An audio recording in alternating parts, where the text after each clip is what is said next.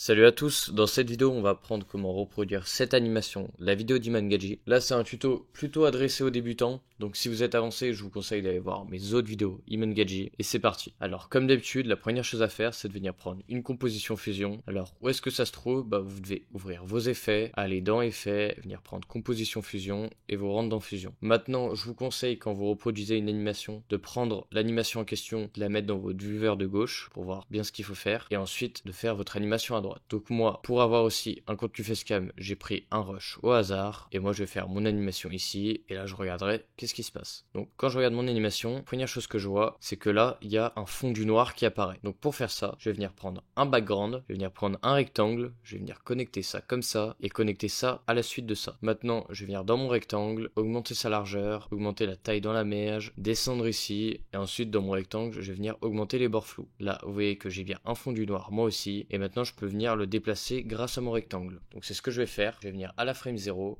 le descendre, mettre une keyframe sur le centre XY, aller à la frame 20 par exemple, et le remonter. Quelque chose comme ça devrait être bien. Maintenant, je vais venir ici, augmenter le flou de mouvement, aller dans mon spline, activer ça, faire CTRL A, SHIFT S, T, augmenter un petit peu là, augmenter un petit peu là, et c'est parfait. Maintenant, on va venir faire ce truc-là. Donc pour ça, on va venir prendre un nouveau background qu'on va venir mettre en blanc. On va venir prendre un rectangle, connecter comme ça, connecter ça à la suite. Je vais venir prendre mon rectangle, je vais venir le déplacer. Et ce qu'on peut faire, regardez, c'est que je peux venir, par rapport à mon viewer de gauche, le mettre au même endroit, et comme ça je peux voir si ça fait à peu près la même taille. Maintenant je peux revenir dans mon rectangle et justement venir ajuster comme ça, un petit peu de courbure de coin. Là je vais décocher la case remplie, je vais augmenter ça, et là vous voyez que j'ai à peu près la même forme que lui. Ce que je peux faire, c'est je peux venir baisser la largeur de bordure, et ensuite je vais venir ajouter du glow. Maintenant je vais venir prendre un texte, l'ajouter à la suite, et je vais venir écrire self-control. Je vais venir chercher la police Montserrat. Et là, ce que je vais faire, c'est que je vais faire clic droit, caractère level styling. Il y a ça qui va s'ouvrir en haut, je vais cliquer dessus, et je vais venir glisser sur self. Et maintenant, je vais venir baisser le gras de ma police, donc je vais être régular, baisser un petit peu sa taille, baisser la taille un petit peu. Tout, et voilà. Donc je vais venir le déplacer ici, et je vais venir chercher une image de cadenas, je vais ajouter à la suite, je vais baisser sa taille, et le mettre là, et là c'est parfait, j'ai mon premier bloc. Maintenant, on va venir faire le deuxième bloc, on va pas se prendre la tête, on va venir prendre ce bloc là, faire CTRL C, CTRL V, le connecter encore une fois à la suite, là vous voyez que je le retrouve ici, et je vais juste venir changer, donc ici je vais venir écrire d'ici